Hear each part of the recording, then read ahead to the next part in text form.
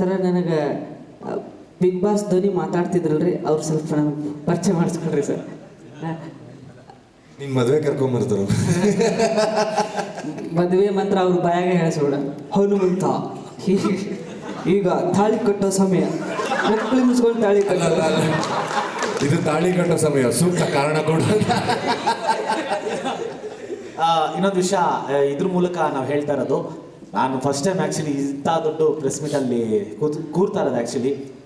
Thank you so much Prakash sir, ಇಂಥ ಒಳ್ಳೆ ಆಪರ್ಚುನಿಟಿಗೆ, ಆಮೇಲೆ ನಮ್ಮ ಮೇಲೆ ನಂಬಿಕೆ ಇಟ್ಟಿದ್ದಕ್ಕೆ. ನಾವೇನೋ ಮಾಡ್ತೀವಿ, ಆ್ಯಕ್ಚುಲಿ ಹೇಳಬೇಕು ಅಂದರೆ ವೈಲ್ಡ್ ಕಾರ್ಡ್ ಬರೋಗೂ ಪ್ರಕಾಶ್ ಅವ್ರಿಗೆ ಒಂದು ಸ್ಮಾಲ್ ಡೌಟ್ ಇತ್ತು ನನ್ನ ಮೇಲೆ, ಏನು ಮಾಡ್ತಾನೆ ಏನು ಬಿಡ್ತಾನೆ ಅಂತ. ನಾನು ಹೇಳಿದ್ದೆ, ಸರ್ ಇಲ್ಲ ಸರ್, ನೀವು ಅಂದ್ಕೊಂಡಷ್ಟು ಒಳ್ಳೆಯವನಲ್ಲ ಸರ್, ನಾನು ಕೆಟ್ಟವನೇ ಅಂತ. ಅದನ್ನು ಒಳಗೋಗಿ ನಾನು ಪ್ರೂವ್ ಮಾಡಿಕೊಂಡೆ. And thank you so much for this opportunity sir.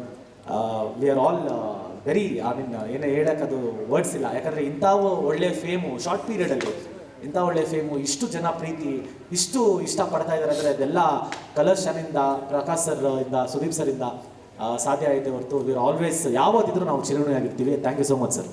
And ನಂದು ಹೇಳಬೇಕು, ಒಂದಷ್ಟು ಸಿನಿಮಾಗಳು ಮಾಡಿದ್ರು, ಒಂದು ದೊಡ್ಡ ಸೀರಿಯಲ್ ಮಾಡಿದ್ರು, ನನಗೆ ಇಷ್ಟು ನನಗೆ ಸಿಕ್ಕಿರಲಿಲ್ಲ.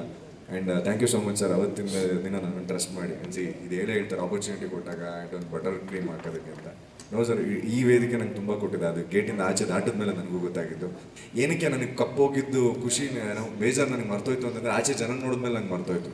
ನಂಗೆ ಏನು ಸಿಗಬೇಕಾಗಿದ್ದು ಅದು ನಿಂಗೆ ಸಿಗ್ತಲ್ಲ ಸಾಕು, ಇಲ್ಲಿಂದ ನಂಗೆ ಬೆಟರ್ ಆಪರ್ಚುನಿಟೀಸ್ಗಳು ಓಪನ್ ಆಗುತ್ತೆ ಅನ್ನೋದು.